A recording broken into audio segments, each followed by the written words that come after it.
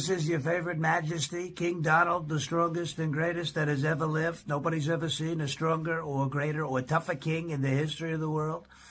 And I hereby issue this royal decree to the radical left-wing crazy protesters.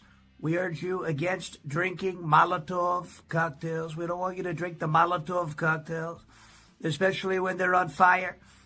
You could get very hurt. We don't want to see you do that. You know, we have to say that to these people because these are Antifa people, or as I call them, stupid people, very stupid people.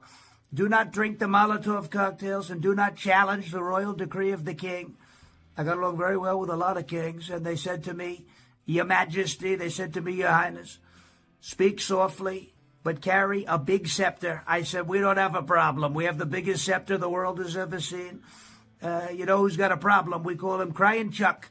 He's got a tiny scepter, and he's very embarrassed about it, and he has a very hard time. He's nobody's favorite majesty. I'm your favorite majesty, and we're ushering in a new golden age in our country where anything is possible, where you could be somebody working 2 jobs as a fry cook and a garbage man and become your favorite majesty. Nobody's ever seen anything like it, but we did that, and we did it very well.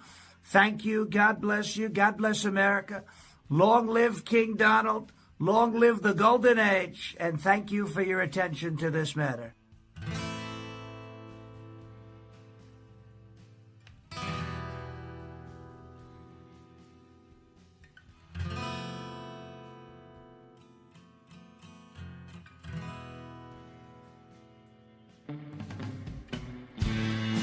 Well, hello there, partner. Go on and hang up your hat, grab yourself a whiskey, and pull up in the easy chair. We're coming off the range of 9 to 5s with a whole herd of news stories that we've been steaming over like a cow patty in the Texas heat. As they say, the chickens are finally coming home to roost. And we're here to ruffle some feathers and ensure accountability ain't just a concept, it's reality. It's that time where the day's drama casts its longest shadow. So let's light a candle to the chaos of current events, the whirlwind of politics, and the tangled webs of corruption that we find ourselves entwined by.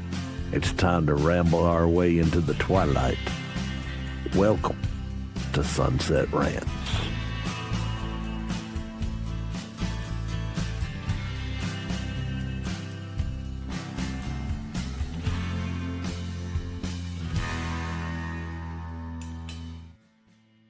Hey everybody, welcome back to Sunset Rants. I'm your host, Biddy. I'm here with the actual producer, Brian. What's up? Oh, not a whole lot. It's been an eventful weekend, to say the least. I mean, nothing huge, big news story happening today, but a lot to talk about what happened over the weekend. So, yeah, I'm ready to get after it. It was probably quiet because all the violent people were there protesting instead of committing violence. I mean, I guess that's, by omission, that's really the big story. There really wasn't any violence, thank goodness. So, yeah. Maybe we can have maybe it is possible to have, I don't know, civil discussion without it. We shall see as we go forward, but we can get, absolutely. We'll talk more about that in the second segment. Absolutely. Yeah, so if you guys want to follow the show, of course, you can follow on X at @TheRealRoma_AK. You can follow me if you like, Elizabeth213A.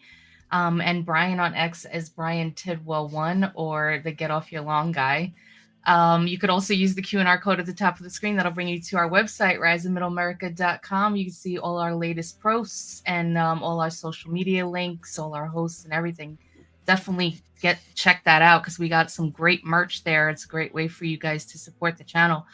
So talking about merch and things of value, we got a pretty interesting story to the top to start us off here today. Yeah, a little nuts.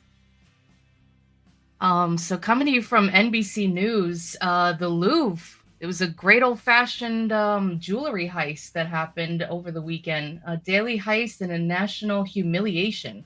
How 7 minutes at the Louvre stunned France. The heist cut through hushed corridors with a speed and ease that humiliated a nation. Authorities are now racing against their own clock. In the space of just 7 minutes in the casual daylight of Sunday morning, 4 suspects stole 9 pieces of France's crown jewels from the Louvre. They robbed not just the most visited museum in the world, but also the French people themselves, the government said Monday. Officials are now scrambling to reassure the public about security at key cultural sites and find the jewels stolen from the museum before they can be broken up and melted down, which is basically what they would have to do because these pieces are just so recognizable. The thieves used a montemeubles, a truck mounted with a basket lift, commonly used to hoist furniture into Paris's inaccessible apartment blocks. They parked it outside the sprawling Renaissance Palace, rode to the balcony outside the Galerie de Apollon, the Apollo Museum, and sliced through the window with cutting tools. Their daring heist pierced the nation's self-image too, which, yeah, it looks really bad. I mean, this is their crown jewel in itself, that museum. So the fact that it was just so easily broken into is crazy. Threatening museum staff with their angle grinders, the otherwise unarmed thieves then smashed through 2 display cases, taking necklaces, tiaras, and brooches from France's now dispatched royal families. This all played out just after the museum had opened, with bystanders able to video one suspect in a high visibility vest standing at one of the glass boxes housing historical treasures. Investigators say that they are puzzled why the culprits left behind the colossal 140-carat Regent diamond, which has been valued at $60 million. Had they wandered down the opulent corridor, they would have reached the Mona Lisa. Itself infamously was stolen more than a century ago. As it was, they made off with 2 scooters, but not before they dropped 2 items, including the crown of Empress Eugenie, Empress of Napoleon III in the 19th century, which was found broken near the scene. That item alone is worth several tens of millions of euros. So yeah, they got a ton of pieces. I mean, really, really expensive crown jewels. I actually do have, Brian, if you want, I'll put it in the Discord chat because for some reason the private chat's not letting me, if you want, but it kind of shows all the different pieces that were stolen. Okay. I mean, yeah, it's pretty wild. So as they were saying, the crown jewels were related to Napoleon. And I was watching the France 24 network. They had on Arthur Brand, who's a art crime detective from Amsterdam, Netherlands. So they asked him to weigh in on all of this. And I mean, he basically kind of said what we all would say. He said that the glass wasn't thick enough. It was easily breakable from the outside, too easy to get through the doors. He did say that it's the Louvre, which is, the most important museum standing, that the French Secret Service will be all over this. The local police will be called in as well. I'm actually shocked that this place is so easy to steal from, if you think of what's inside. But these are, professionals. There's no doubt about it. I mean, they had this thing coordinated. They drove the basket ladder thing there themselves. They had all the tools. They knew that the police response time was about 7 minutes. So that's probably why when they dropped that crown, they just let it go and left. Yeah. No, this is definitely a well-planned heist. I mean, absolutely. Worthy of Dan Brown or, some of your, Ian Fleming, some of your best, yeah, like Ocean's 11, Ocean's 13, something crazy like that. It's an organization of people. And, I guess like the cops are trying to figure out if these guys are right now trying to look for people to buy this. But I imagine that they had this all set up. They probably had a buyer. They probably had people, waiting, ready to break all this stuff down, take all the gems out, melt the they metals. may have even been commissioned by someone to do it, Mm-hmm. It's yeah. And they chose a really quiet day. I mean, Sunday morning, people are, kind of recovering from Saturday night partying, hanging out, whatever. So most people are asleep. It's early Sunday morning, not as busy in this place unless you're a tourist that wakes up early because you want to get it, as much time in the museum as. But the lift was brought by them, which is crazy that they just brazenly drove up with this thing, erected the ladder up to the window, walked up there, broke the glass, went in. They knew where they were going, obviously. They knew where they needed to go to grab as much as they could. I know that the motorcycle or the scooter, like one of them was found, the device that they used to break the window. So that plus the crown that was left behind is being examined. I guess possible fingerprints. I doubt they're going to see anything on that. I mean, these guys, again, the way that were able to execute this, they're definitely professionals. There's no way they had no gloves on. Like, there's no way. Arthur Brand also said that there is hope, though, that a few years ago there was a big robbery in Germany and the thefts were caught. They stole a ton of jewels. They were caught and most of the jewels were recovered. So there is hope. But he said they basically have a week. After that, you can just kiss all this stuff goodbye. It's already going to be broken down and sold off. But this is an embarrassment for the country that this was happening. And a lot of people are protesting that they've defunded security in a lot of these places that were being funded by the government, and they need to up it. I know they said that they upped the security and the front entrance of the museum, but they kind of left everything else open. So it kind of makes me feel like maybe it could be an inside job. Maybe somebody that works there was kind of working, and telling them what's the best time, what's the best window, where they can, they just have a few minutes, get in and get out, get as much as you can. It's very possible. Yeah. Aaron points out that, wearing a high vis vest and a clipboard as a ticket gets you in almost anywhere, Yeah. at a hard hat. Man. Yeah. I mean, just think about how many people run around these days with masks on. It's like become the norm, whether it's like people who are, still traumatized from COVID and they're walking around with masks on, or you have, protesters and whatnot walking around with masks on. And it's used to be a thing where you see somebody like walking down the street with a mask. It's like, oh, what's this guy doing? Like you kind of have your eye on him a little bit. It's trying to figure out where he's going, what he's about to do. Right. But it's just so commonplace now that like people can just hide their identities, go and do something, and they're not really being watched because they just look like everybody else is walking around with that thing. But yeah, it looks bad.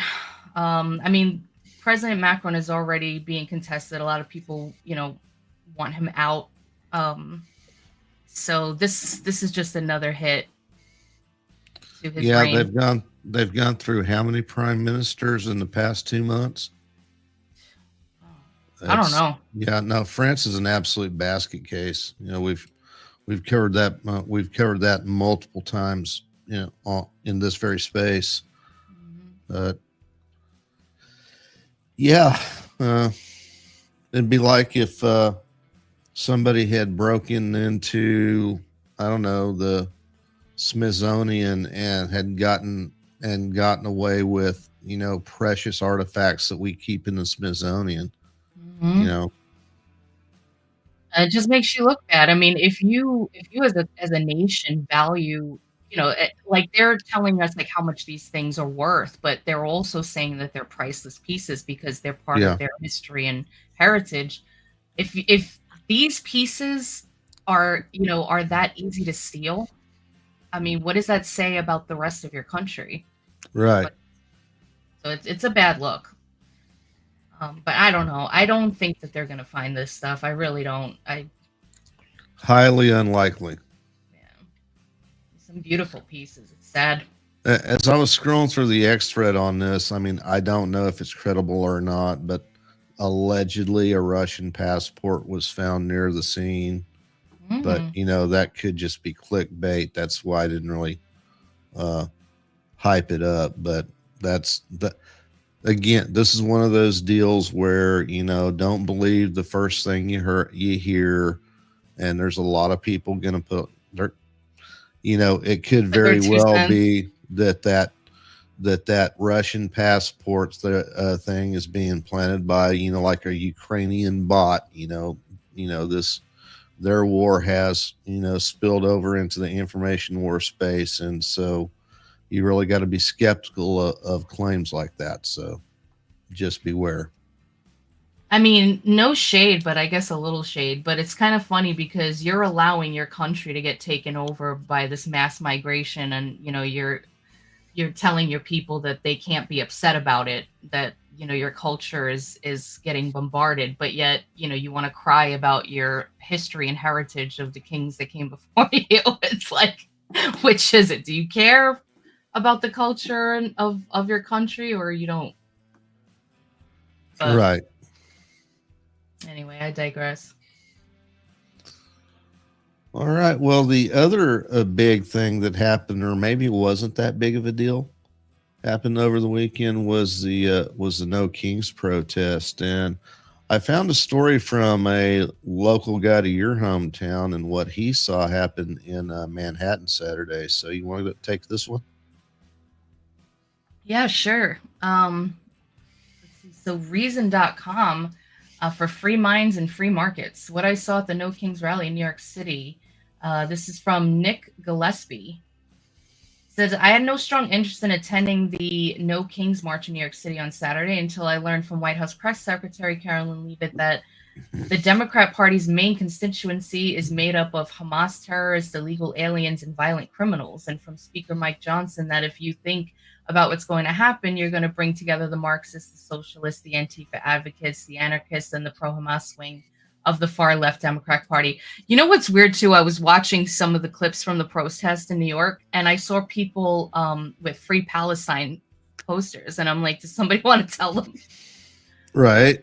But it's just so weird. But it really is. There's like all these different factions. It's kind of like there's just this mass protest crew, and they get broken up into these little divisions of like, okay, you're going to protest abortion, you're going to protest pro-life advocates, you're going to protest the war in Israel and Palestine, you're going to whatever. And then when it comes to something like the No Kings rally, it's like, all right, now we're all going to get together and show up at these places that we designate.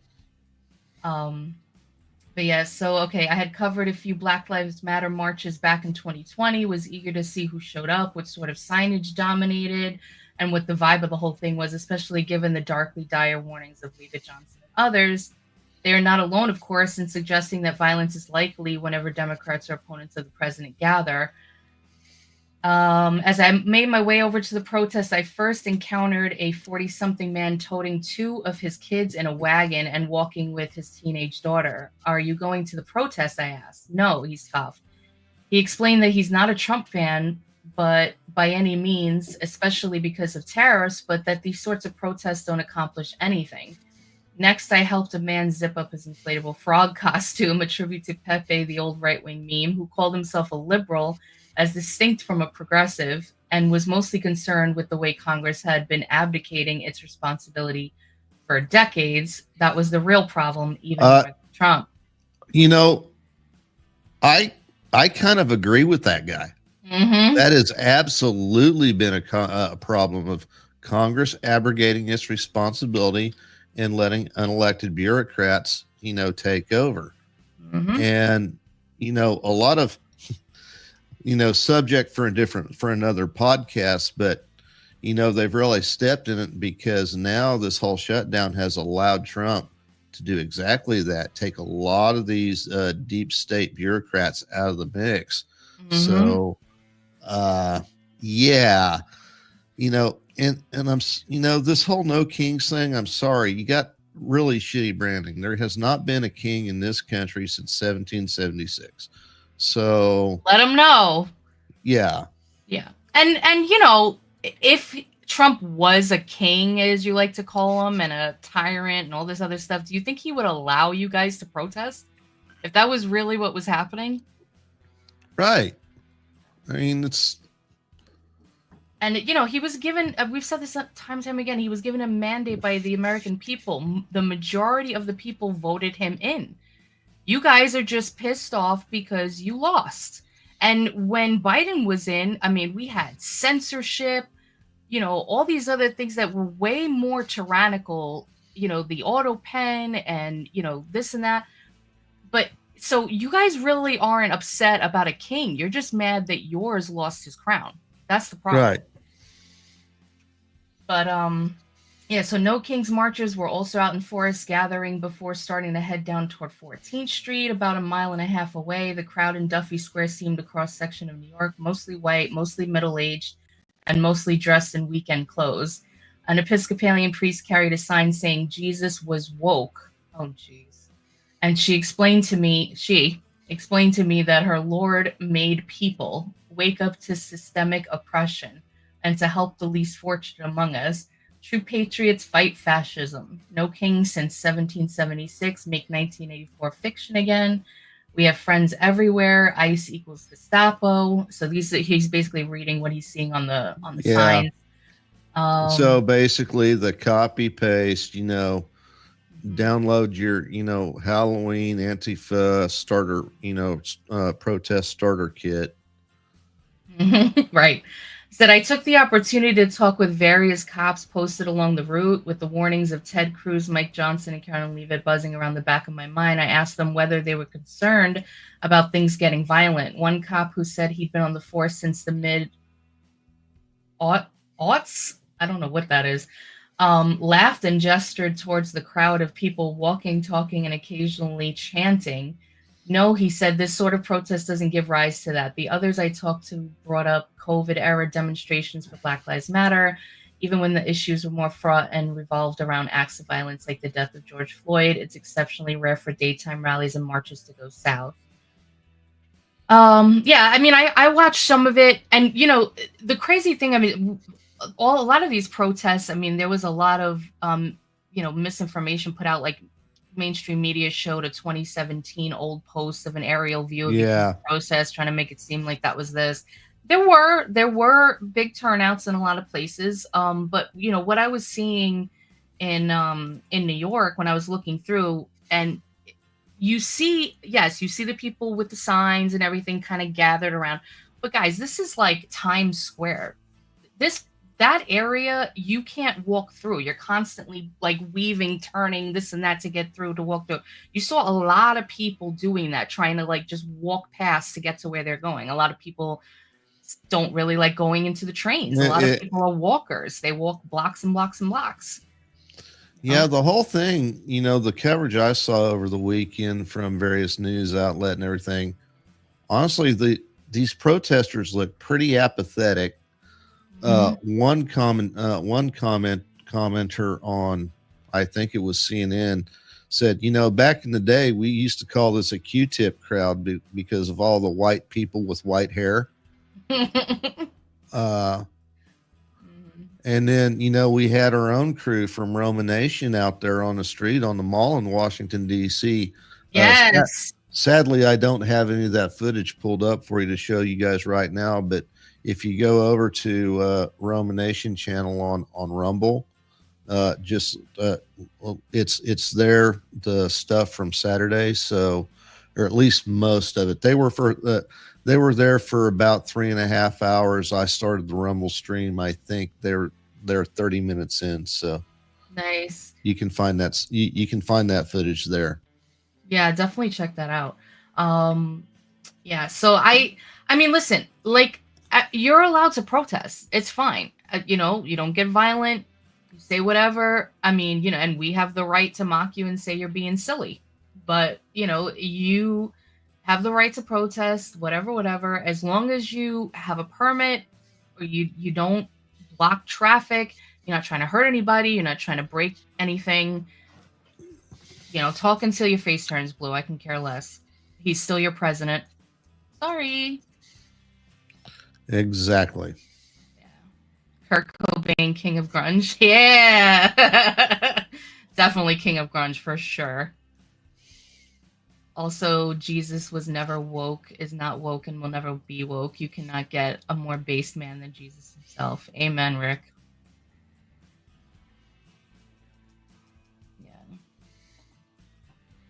Yeah. Atmore, the king of Texas.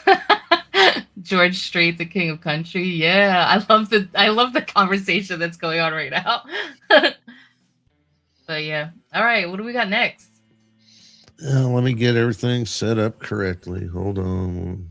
I only had enough juice for the one segue that I attempted earlier. But I'll try my best next time. Oh, damn it. There we go. All right, I'll go ahead and take this one. Coming at you from ABC News. This is a follow-up from a story we initially covered a couple of months ago during the initial primary election, the Marxist that was expected to win was dumped, and it became a race between a very libertarian type and a more centrist center right. Well, this Rodrigo Paz is the centrist center right guy. So, a little background there. From La Paz, Bolivia, Rodrigo Paz, a centrist senator, will be Bolivia's next president. Preliminary results showed on Monday, paving the way for a major political transformation after almost 20 years of rule by the Movement Toward Socialism Party during the nation's worst economic crisis in decades. The trend is irreversible, says Oscar Hostin Ethel, president of the Supreme Electoral Tribunal, said of Paz's lead over his rival, former right-wing President George Tuto Quiorga. Paz won 54.5% of votes, earlier results showed, versus Quiorga's 45.5%. Paz and his popular running mate, ex-police captain Edmund Lara, galvanized working class and rural voters outraged over record inflation and acute dollar shortages has sapped food and fuel supplies. But for all their disillusionment with the movement towards socialism, or MAS party, Bolivian voters seem skeptical of Quiorga's radical 180-degree turn from MAS-style social protections toward an international monetary fund bailout. While the people wary of Quiorga's shock measures, Paz's appeal is strong in rural areas among some older voters, the kinds of people who might have supported MAS if it had fielded a real candidate. Driven by Pazovic, although Paz's Christian Democratic Party has a cushion of slight majority in Congress, he'll still need to compromise to push through an ambitious overhaul. Paz plans to end Bolivia's fixed exchange rate, phase out generous fuel subsidies, and reduce heavy public investment, redrawing much of MAS economic model that has dominated Bolivia for 2 decades. So basically, they're rejecting socialism. They're going toward a more modern economic model, more capitalist economic model. And I believe Bolivia still has significant mineral wealth exports. I'm not sure about oil, but I'm thinking, rare earths, metals. Yeah, I mean, it really sucks that a lot of these countries and areas they have to go through so much pain before they wake up and realize that they need it to stop. And I just kind of hope that that's not going to happen here. That people aren't going to fully wake up until we have, God forbid, 20 years of some socialist regime, heading into communism, before people say we don't want it no more and realize what they've been asking for is the worst thing ever. But it's great to hear. It's great to hear that they've woken up and they're ready to change things. And this guy, I actually put a video. It's kind of like a minute and a half, but it's Rodrigo Paz, and he has like so much fire when he's talking. And the things that he says to the people, it's like, he's like, this isn't about me, this is about Bolivia, and what we can accomplish together. People seem to be like all about it, so I'm excited for them. That's what I really want to see. I want to see all of these nations, all of these places just doing well for themselves. So that way we can all just kind of do our own thing. And, we don't have to have these bureaucrats exploiting our tax money saying that we need to go save this nation or that nation or this country and then people and whatever. Just, I want to see these countries flourish. They all have the potential for prosperity. It just sucks. Some of them are still under the thumb of some communist regime or some evil dictator. Okay, I'm working on, let's see. Get that tab, get that thing up. Okay, here we go.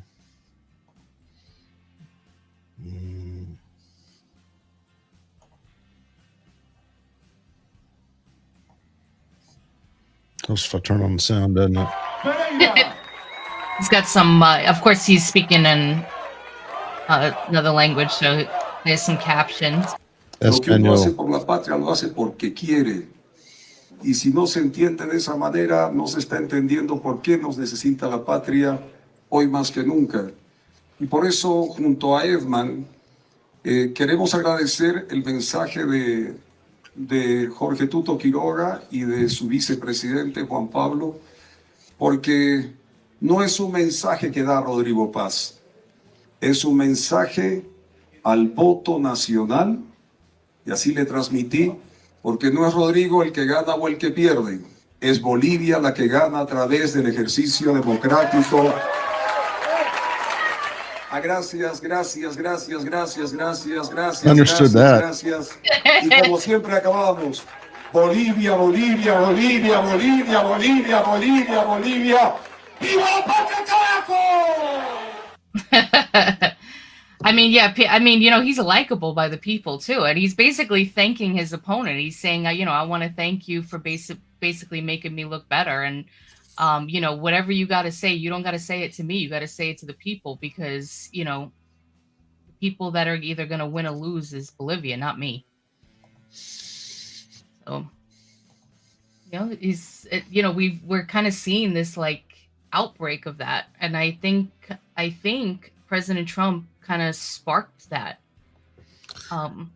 He showed everybody else, like, be a man of the people, actually listen to what their grievances are, get in there and, save everybody from the tyranny, and be real about it. Don't just do these sweet nothings, political talk crap, like actually, speak straight and actually do it. So I think a lot of people, especially people have access all over to the internet. They see, how we love Trump and, what he's been doing for this country. And, they want that in theirs. They see that, it gives them kind of like that inspiration. Absolutely. I seem to be losing my voice. Oh, no. All right. Well, I could take the next one here if you want. Okay. If you would, ma'am. Yes. Okay. So from Fox News, so this weekend it was the 250th anniversary of the Marine Corps, United States Marine Corps. But so something that did happen where they had to kind of disband with all the ceremonial fire. A patrol car hit by shrapnel during the Marine Corps live fire demo at Celebration attended by J.D. Vance. A piece of metal shrapnel from an explosive ordnance that detonated overhead prematurely struck a law enforcement vehicle in California on Saturday. The California Highway Patrol confirmed the incident in a press release shared with Fox News Digital. It took place near Camp Pendleton, a Marine Corps base in San Diego County. The shrapnel was fired while CHP officers supported a traffic break along I-5 the same day that Vance visited Camp Pendleton to commemorate the 250th anniversary of the U.S. Marine Corps. It is unclear when exactly the incident occurred on Saturday. The CHP said it happened during an exceptional U.S. Marine Corps live fire training demonstration over the freeway, and where the CHP had elected to stop traffic during the live fire exercise. No injuries were reported. CHP officers alerted the Marine Corps, who then canceled firing additional live ordnance over the freeway, per the agency. In a statement, CHP Border Division Chief Tony Coronado called the incident an unusual and concerning situation. It is highly uncommon for any live fire or explosive training activity to occur over an active freeway.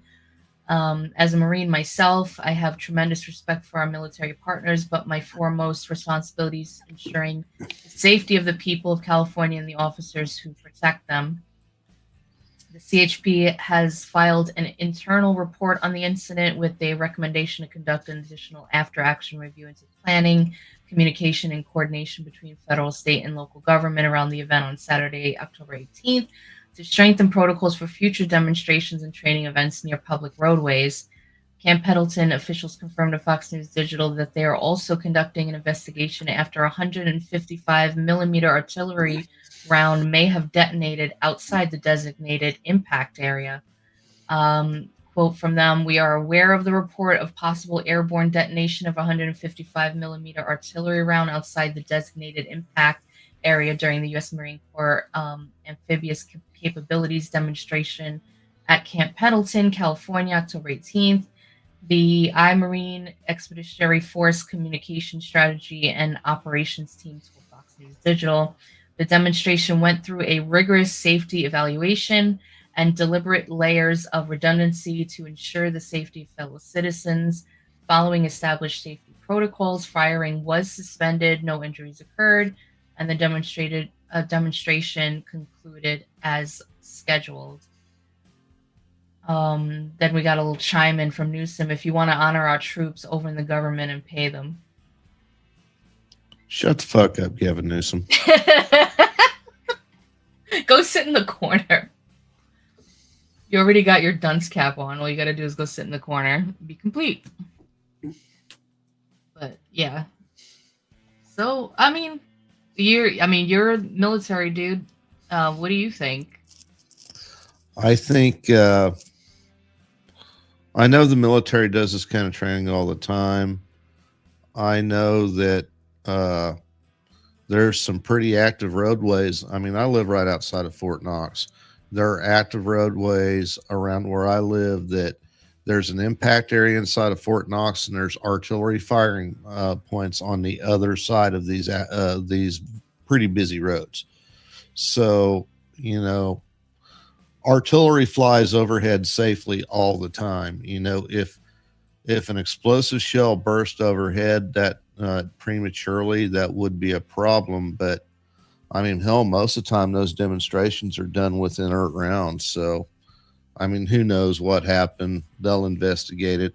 Of course, Newsom, he's been bitching about this for, I don't know, 2-3 weeks now, saying we got to close down I-5, and the military experts saying, no, you don't.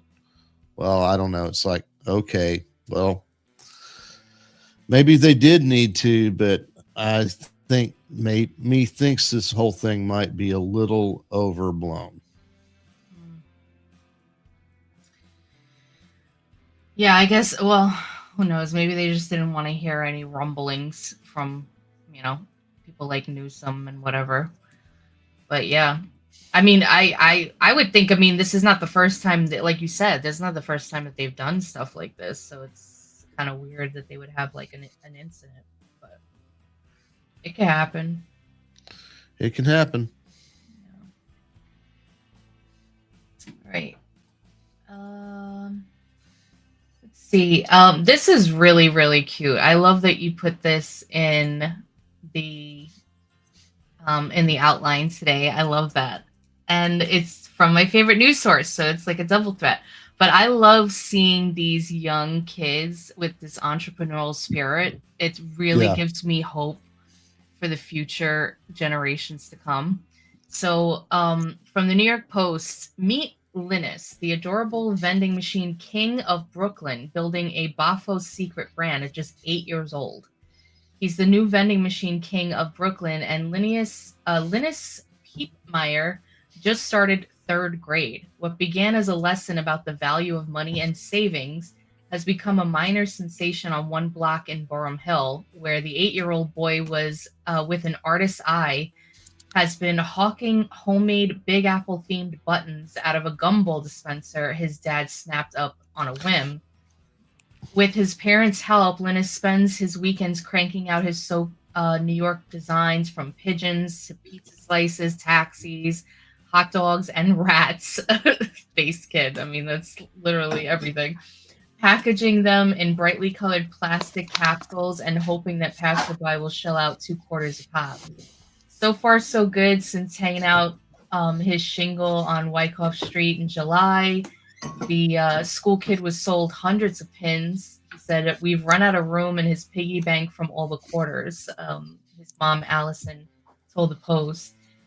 Getting the money has been cool, Linus told the Post, though he confessed right up front that when he heard about the idea, he had something slightly different in mind. "I was hoping it could be a snack machine that we could fill with Cheetos or Twizzlers." During one conversation, the vending machine came up, and it seemed like a tangible way to showcase how creative ideas and hard work can make money, said Allison, founder of @Scene, a social media company, and the former chief marketing officer at Color Factory, the interactive art exhibition company. It was also the perfect project for Linus, who's got a clear creative streak, his parents said. Linus is always drawing stuff. He loves making comic books. Said his dad, Zach, who's co-founder of Magical, an AI platform. So it seems like he comes, like his parents are also, very creative and self-starters. When we talked to him about chores, we thought, should chores be for money, or do you do them because you're part of this family? We decided maybe it's better for Linus to feel like he's making something, and that this will teach him the idea of creating value that other people want to pay for. That was the bigger idea. 9 months ago, Zach bought the vending machine on Amazon and placed it outside their home, tucked it into a line of restored 2-story brownstone Brooklyn beauties. Originally, the plan was to use it to showcase the work of local artists who would make buttons showing their work, but that idea fell flat, so it stayed empty for a few months, which initially caused a minor commotion in the neighborhood. This also proved to be an important life lesson for the elementary school student. It got snowed on. Someone did graffiti on it. It got hit with a baseball bat. Someone punched a hole in it. I mean, it's New York. It's Brooklyn. So we had to replace the glass. And in addition, some neighbors weren't shy about asking exactly what was going on in the glass box on the block. The black stand bolted to a heavy planter using a large bike lock. So creating the pins is a whole process. The icons are created in the design program Canva, and then are color printed at a nearby print shop, are punched out to create buttons using a Vivore machine the couple had on hand. They've made buttons for birthday parties over the years. And yeah, I mean, it's really, really cute. I love the idea. Because, we've often talked about this, is like the school curriculum, the school system is just, it's an old, outdated system. It really just, started kind of with the Rockefellers, just to kind of make factory workers. It's not Right. It's not really geared to, nurture on entrepreneurs, leaders. It's to make robots who just kind of work all day and punch in and punch out. So I love this. I mean, and that's great. And that his family, I mean, like I said, his family already kind of do their own thing, so they have that mindset, which is really great. But they got him involved, and he's excited about it, and he has his own ideas. After shelling out startup costs for the vending machine, about $230, a button maker was $120, circle punch $15, and other miscellaneous expenses. Allison said, "At this point, we broke even, but it's not really about that, more about having fun, doing something exciting for the community, and teaching our kids new skills." And I imagine it might even inspire other kids that might see him out there doing his thing and wondering what they might want to do, for themselves. So that's really cool. And good luck, Linus, on your company. I hope it gets bigger and bigger, and it's really great. But Love I gotta it. wonder, it's New York. I mean, he's got to be paying off somebody. It's a front for something. Yeah, maybe. I mean, this one picture at the bottom where he's looking through the machine. He does look like he's got something up his sleeve, so I don't know, maybe. Yeah, really cute. And bravo, mom and dad. Good job. It's really cool. I'm sure his godfather takes very good care of him. Hey. Yeah. All right. So is it that time? Yes, indeed. It is that time. Here we go.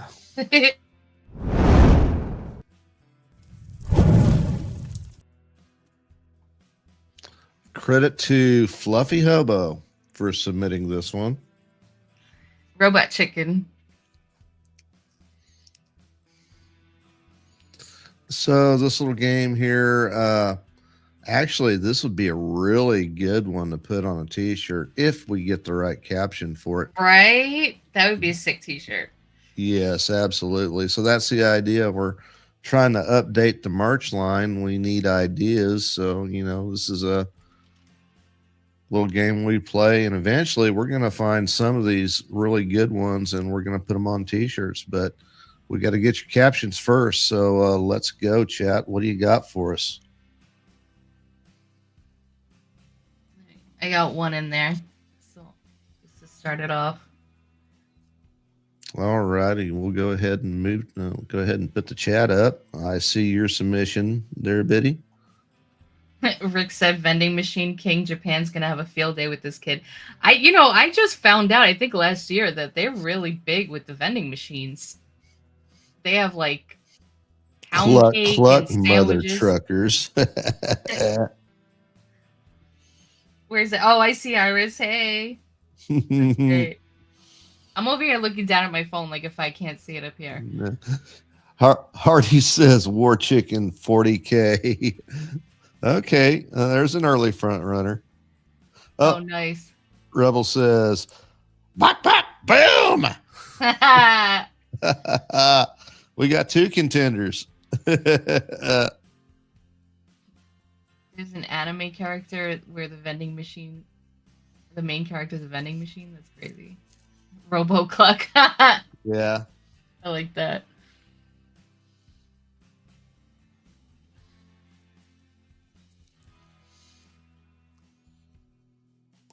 I think I like War Chicken 40K better than Robo Cluck. Oh boy. Cocked and loaded.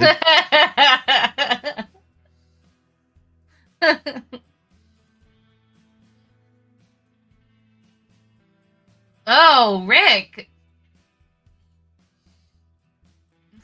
I'm not reading that. My cock is bigger than yours. Vash is not clipping that on me. The Cluckinator. Yeah. Oh, everybody's getting heated up now. I can see it.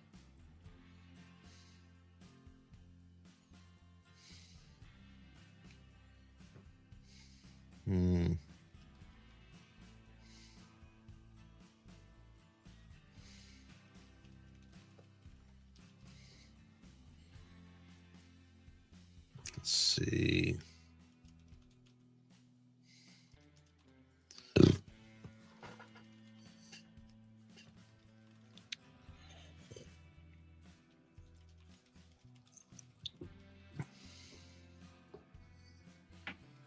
Go ahead. Make me turn you into chicken feed.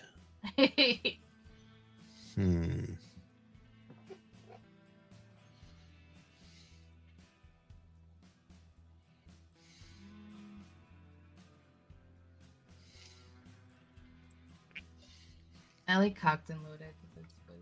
And America just be building shit. right. Right. That's an inside joke.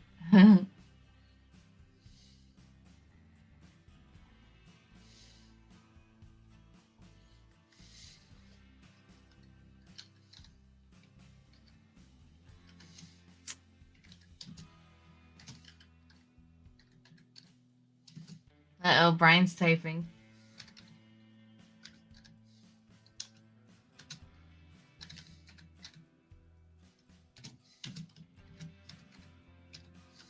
Oh, Rebel, I just seen that How to Steal a Million with Audrey Hepburn and I've never seen that one.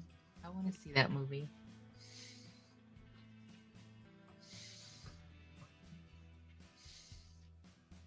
Deus Ex Machina, DARPA's latest project, Cuckborg 3000.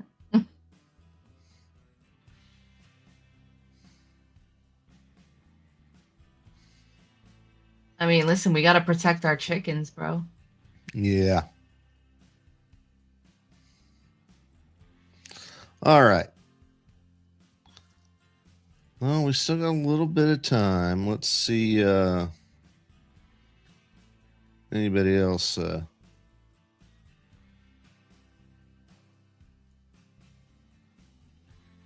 What do you like so far? I like Cocked and Loaded, and I like what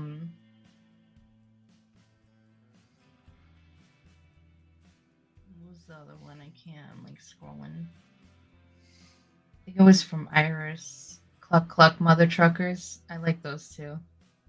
Okay. Universal Roaster. That's cool. I like Bok Bok Boom. Oh yeah, that was good Rebel. too. And yeah, and Cocked and Loaded is also a favorite of mine. So, all right, so we'll do it. We'll do a little vote here. We'll put 1 in the chat for Cocked and Loaded.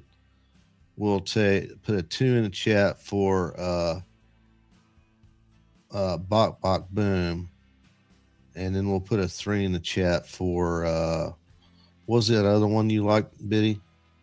Cluck Cluck Mother Truckers. Cluck Cluck Mother Truckers. So, oh my gosh, this is so hard. I like all of them. There's my vote.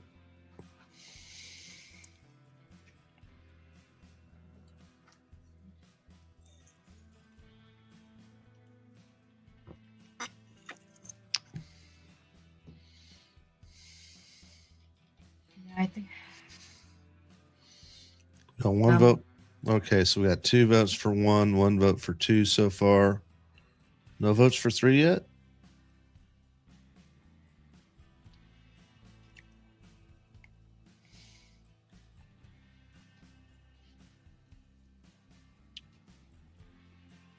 Orange Chicken bad.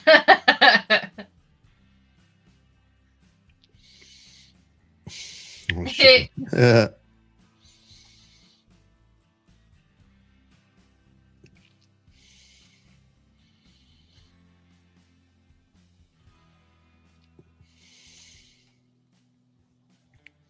I say it just keeps getting harder and harder to choose this stuff.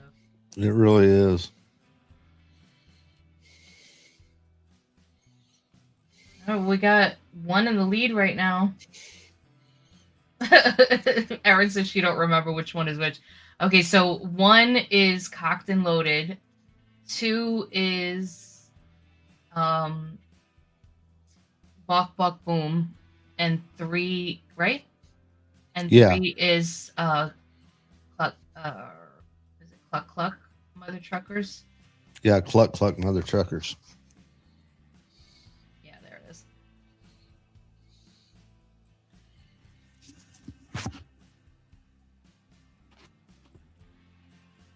Okay, we got 1 vote for 3, 1 vote for 2. We got 2 for 1 right now. And 1 vote for 3. Yeah.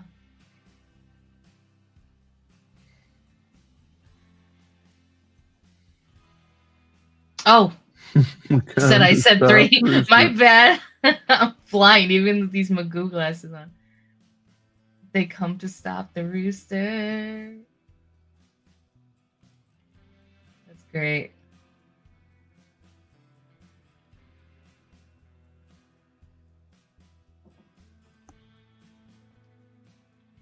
Well, I mean, if we're not going to get any more votes, I guess one wins, right? Yeah, one wins it. Right, congratulations, Aaron. Cocked and loaded. I really hope that becomes a t-shirt. Yeah. I want that shirt. That's going to be awesome. All right, guys. Well, thank you so much for playing Caption This with us and hanging out with us as always on Sunset Rants. I hope you had a happy Monday. We got through another Monday together, and don't forget we got Sunset Rants Monday, Tuesday, Wednesday, Thursday, 9 p.m. Eastern, same place. You can go to riseofmiddleamerica.com, as we said in the beginning, and you can get all our socials there, all our recent video posts. You can see all our hosts. You could join the Discord, come hang out with us in there, and we're always in there hanging out. Some of us, are in there all the time, so you can come in and just pop into the VC and chit chat with us. And if you want to follow us on X, use the Q&R code right up at the top there, bring you right to the website. You can follow us on X, Elizabeth213A and Brian Tidwell 1. And, Yeah, we shall see. We shall see.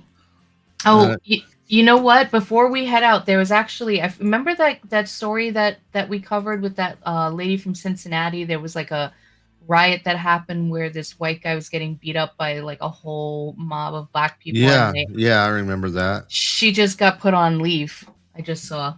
So there's a little mini update. Yeah. And they're investigating into her office because they're saying that she's been doing this for a while with the racial profiling and racial promotions and whatnot.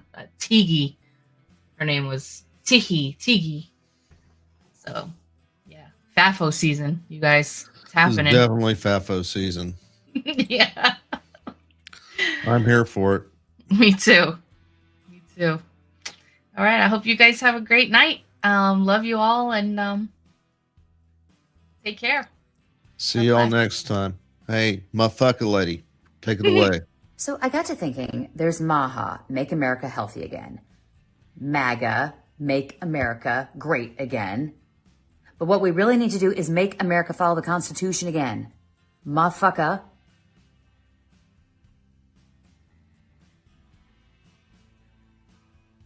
That sounded better in my head.